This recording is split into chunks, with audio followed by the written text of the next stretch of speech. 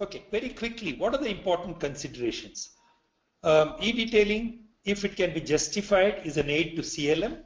That's not the end objective. And being practical, if among the participants here there are companies who have both primary care and specialties, it's a no-brainer to think that it's better to start with specialties and maybe the key account management teams who visit hospitals. So that's a good way to start. ROI is something important to measure, and I could dwell a lot on analytics. There's not enough time, but let's not forget that the whole idea is to capture feedback, capture various things associated with in-clinic interaction, and then take a call. So let's not ignore the importance of analytics. In our own internal meetings, we are working currently on something that is a little bit initial stage, a little bit approximate yet, but some tools that we can use for predictive analytics rather than just analyzing the past. So whatever it is, let's get down to some serious analytics if you are investing in CLM and e-detailing. Now, I said, let's look at whether we can do phased implementation of CLM. As I said, it makes sense to start with specialties, less MRs, normally in a specialty, far less doctors. You're probably talking about 70, 80 to 100 doctors per MR, therefore lower gross investments.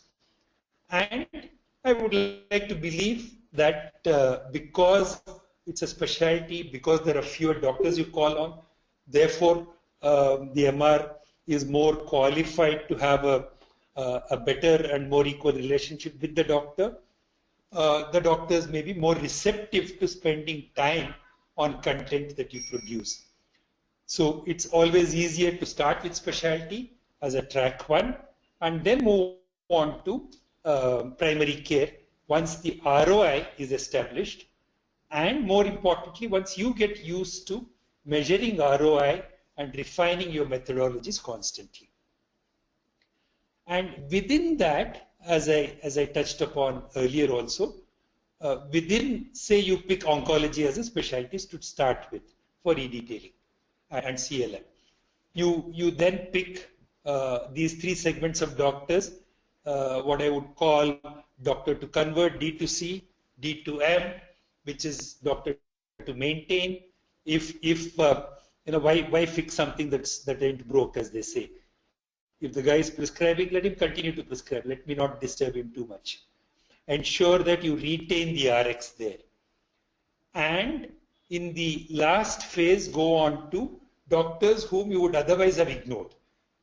In the sense that out of X number of prescriptions, these are the 50 to 100 doctors who are probably giving 10% of prescriptions. So it's a gigantic task to increase their adoption anyway. So let me not invest more and more on them till I finish the first two segments. So you can go on to doctors to ignore is a strong word. I picked it just yesterday while doing the slides. I'm sure it needs replacement. Doctors to whom you want to give a little less attention, if you like, than the other two segments.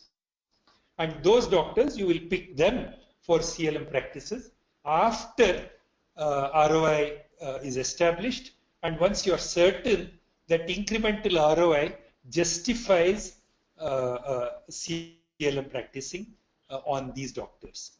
Now, before I go into the ROI, which is not too important, but maybe I can just cover that. If you want a couple of minutes to pause and think through what we have discussed and make a comment, you can, or we can wait till. This is a very simple thing that I have done here, just to introduce the concept of ROI as something that we have to measure. We can't implement and invest in CLM without looking at what ROI it's giving us. So I'm suggesting here that let's look at PRX minus RX, which is what is the gross profit that can be attributed to prescriptions from e-detailing Don't ask me how to get this data. I know it's not easy, but that's why I said it's a framework. And then look at the net cost of e-detailing. Content cost on e-detailing minus traditional content cost. One senior IT professional in a very large MNC told me that it's a myth to think that e-detailing content costs more than traditional content. It actually apparently is not. I don't have the data, so you may well be looking at a net cost which is negative. I don't know, but it's something that you can work out. Number of times e-detailed, and then you look at the investment in the software, if it's capex, tablets, training cost, and so on, and then the ROI is net return, net that is A minus B into N divided by investment into 100. This is one framework for measuring the ROI. So very quickly, and then I'll throw it open for any questions and reactions. I do want to learn from the session myself. But what we looked at was CLM and e-detailing, practical steps on CLM, how to practice CLM, how we can perhaps plan and do a phased implementation of CLM. We don't have to rush into the entire 1,000 people in the field doing CLM and e-detailing. And we also very briefly touched on the importance of analytics as well as the role of ROI on e-detailing and CLM.